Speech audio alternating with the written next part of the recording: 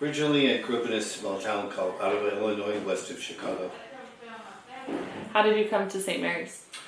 I was looking for housing, and I was going to Beck's, which is up on, I think it's on Oakland Avenue, something like that. But most of the people there were like single mothers with children, and so they recommended coming down to St. Mary's, and so I started here first looking for housing. But then also, I didn't realize that the center also offered lunch and breakfast. They also offered therapies. There's a number of reasons I came. What was your favorite part of this portrait project? I think my favorite part is usually when I'm in the dining area, everybody segregates themselves. And what I saw was, I studied art in high school, and so I really missed having like a community of other artists. Some of and it ranged from people that say I've never drawn anything to people that have had some experience, but everybody kind of helped each other out, and it kind of crossed a lot of boundaries. And so like everybody would look at each other's stuff, and they would give some good feedback, and it was good to see that. Can you name something in particular in your artistic learning that gave you a big surprise in this project? I think when you take your own, I'm not a person that takes selfies all the time with my phone, because I'm in a generation where we took pictures of everything else. And so when you take your own photo and you blow it up really big, you're like, wow, I am so wrinkly, and every imperfection is there, and you feel really insecure about it. And then after a while, I started to really enjoy working on it, and I stopped. I guess I stopped being so, I don't know, vain or whatever it was. But then I also started. I stopped using black, and so I started using different colors, and then it started looking really interesting. It felt more self-expressive. How did the project lift you up? There's a number of things that we would talk about during, like we would check in, and there's a number of different things that we would be looking at. Like one of them was, despite what's happening around in your situation, you can always stay peaceful and happy. And especially with what's going on in the world right now, with the economy tanking and everything just chaotic, you can kind of allow that to happen, but still still center yourself.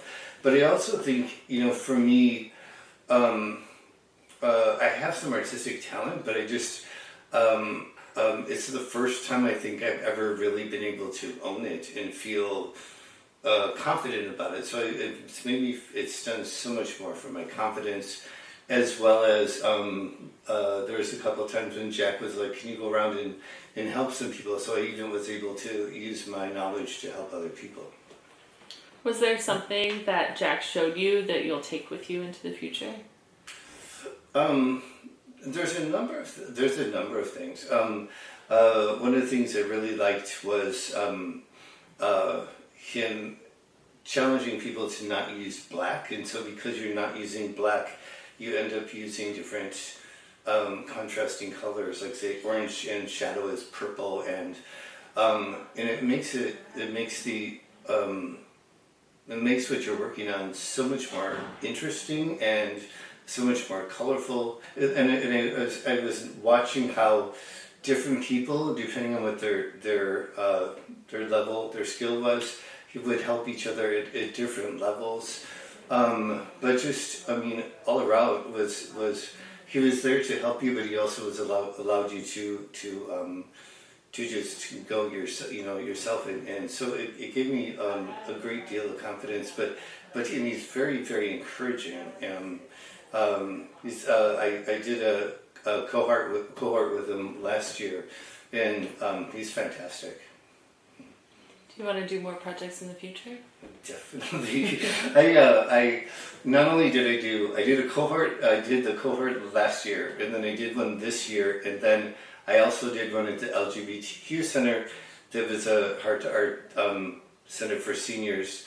There, both the first one and the second one, just because.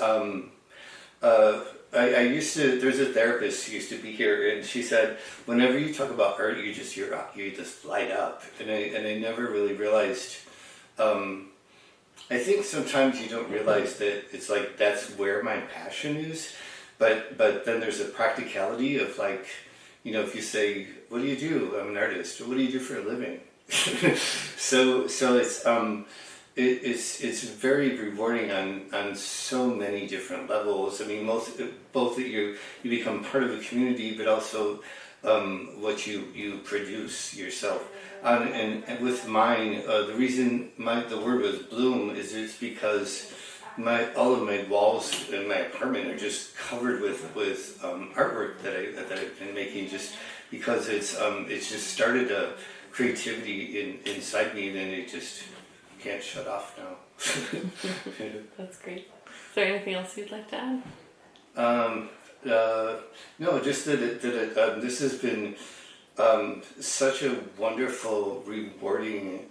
I'm just rewarding on so many levels, and there's so. I mean, I think what's really interesting to see is even people that are like, "Oh, I'm not really much of an artist." Even they would be like excited to come to the class and to work on it. It would even want to take extra time to work on their pieces. So it was really great to see, and to have like at the end have a show where we could be in collaboration with Studio One. That was really cool. Thanks. Yeah.